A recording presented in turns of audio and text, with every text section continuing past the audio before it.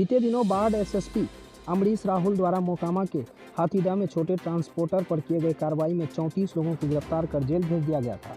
इसके बाद ही 70 बालू लदे पिकअप को जब्त कर उसके चालकों और मालिकों पर भी मुकदमा दर्ज कर जेल भेजने का आदेश दिया था।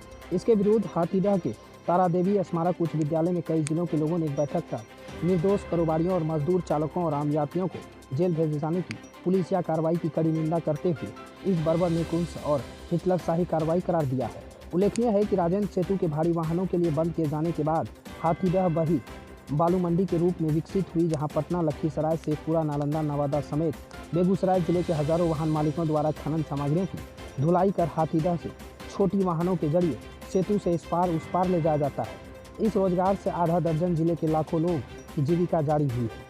लोगों ने सरकार से तुरंत इच्छुक व्यक्तियों को लाइसेंस और 50 CFT का चालान निर्गत करने की मांग की है। ऐसी कार्रवाई की पुनरावृत्ति नहीं करने की अपील की है। कई जिलों से आए लोगों के रोष का आलम यह था कि उन्होंने मामले का कोर्ट में ले जाने के साथ ही उग्र आंदोलन की चेतावनी दिया। दो टूक बात यह है कि एक तरफ सरकार आत्मनिर्भर अभियान का नारा बुलंद कर रही है, तो दूसरी तरफ एक गलत निर्णय से लाखों लोग बेरोजगार हो चुके हैं।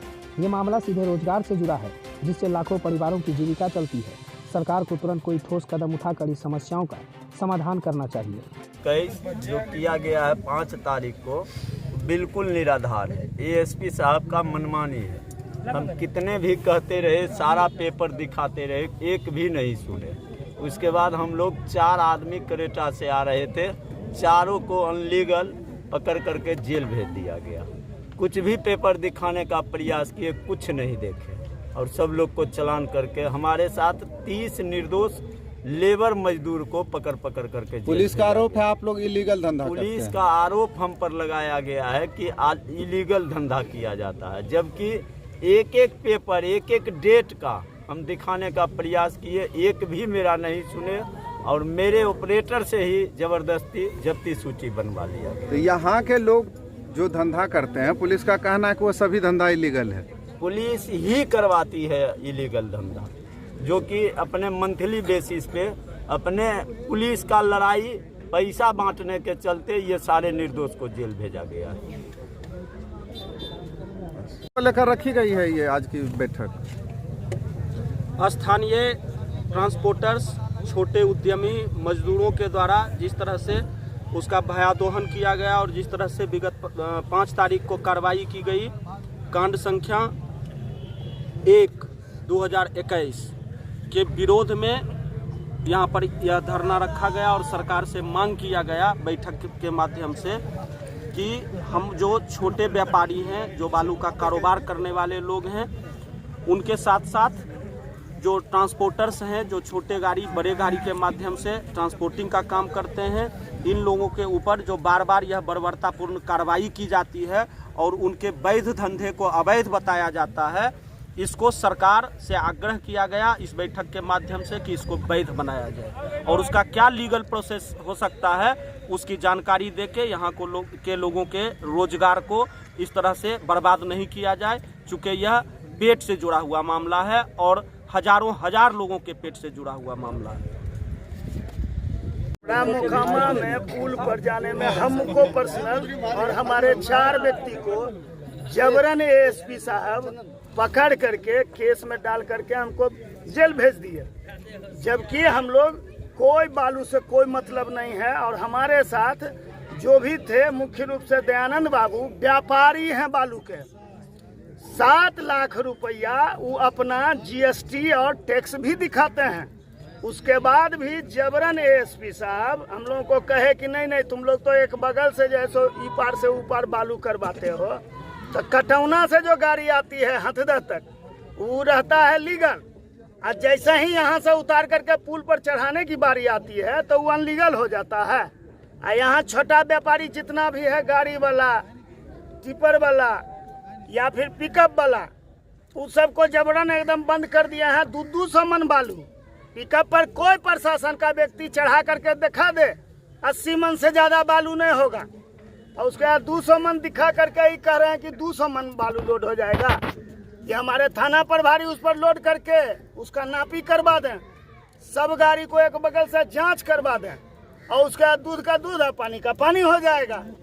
अगर ऐसा ही करते रहेंगे तो हम लोग तो इतना पागल हो गए हैं, इतना आंदोलित हो गए हैं कि भूखल यहाँ 200 आदमी खड़ा है। 14 तारीख को जाकर के थाना पर बैठ जाएंगे हम लोग और कहेंगे माई बाप हमरा या तो आप पेट भरिए और नहीं तो ये सबको एक बगल से गोली मार दीजिए। बस इतना आंदोलित है हम लोग। 14 तारीख का इंतजार है, 11 बजे दिन में सब लोग भाई आइएगा हमारे पीछे, हमको गोली मार देंगे दरोगा जी, हमरा उठा कर लहास ले जाकर के जला दीजिएगा गंगा जी में। अब लोगों की मैंने क्या मांग है, क्या अथी है, योजना है?